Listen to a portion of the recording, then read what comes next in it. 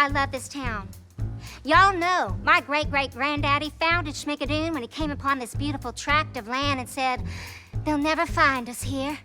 But it pains me. Oh, it pains me to see our town slipping away right before our very eyes. I tried to alert the mayor, but his mind was elsewhere. In his pants. Kristin, hello.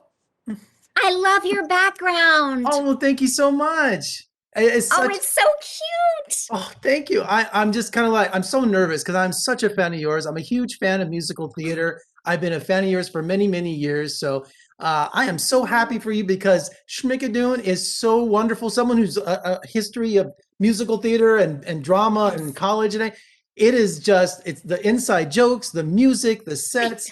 It's like Broadway came to my living room. Thank you so much. That's what we wanted. And there we were in the height of the pandemic, pre-vaccine in another country. And Barry Sonnenfeld, who I've done so many projects with.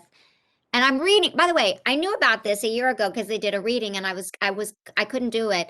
But I read it and I laughed so hard, Jeff. I just thought, this is a love letter. This is not, first of all, I would never do anything that was mean to Broadway. I only want to poke fun in the most lovely way. And we had, at the heart of our piece, we had Cecily and Keegan, which allowed for the wackiness around them, so that you love Broadway and that you understand the homage and the tributes and what we did means a lot. Seriously, means a lot. And you play Mildred Layton, and her look, I mean, it looks like her and her group could work at the Haunted Mansion at Disneyland. That's what. Yes. Oh my God, I love you so much. That's what I said to Barry when he called. I was in Palm Springs, and we've all had a tough time, and I was having a particularly hard time when he called to say, you're doing this show. And I said, I want to be brunette. I want to be Mildred Pierce. I want the hair. I want the Joker lips. I want a mole. He said, no, I'm stopping there. And I said, okay, but I want, and he said, yes, you're going to do it. And you're going to do an 18-page song in one take. Now, he knows me very well. He knows me very well. So he knew that would get me. And I said, all right, when's the flight? When's the flight? When's the 14-day quarantine? When I was 14, Kristin, I was home from high school with the flu, and on HBO for the first time was Music Man.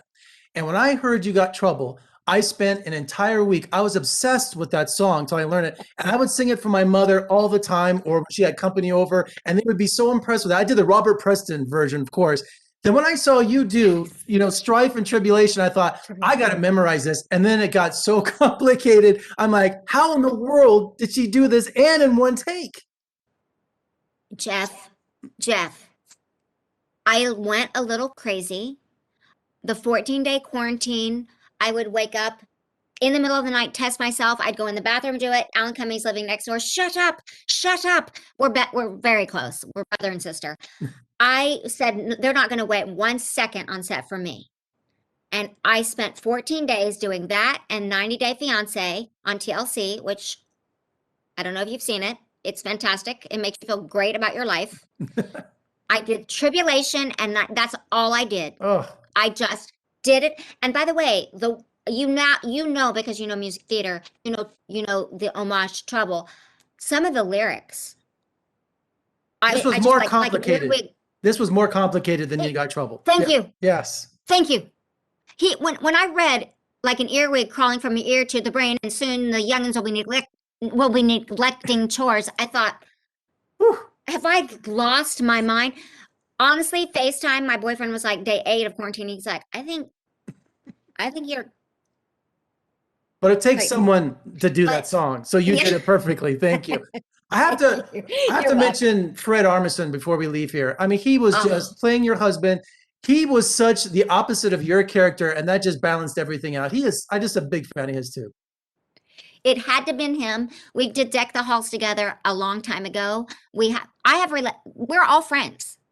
So it was like being in heaven. It was the perfect time. If I may say something selfishly, it came at a very good time for all of us. And I've never was so happy to lean back and have them swab up into my brain. I was like, go for it.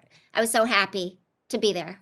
It came at the right time for all of us too. It is wonderful. You are Thank you. fantastic. The whole cast. Come visit us in Las Vegas soon. We'd love to have you right back at Jeff, you. I've got New Year's Eve Smith Center. Come. Really? I know Yes. Myron Martin. He's a buddy of mine that runs the Smith Center. I know him. You better come. I'm gonna do Tribulation. You are? Okay. Yes, I'm doing it coming. live the minute it airs. Yes, come.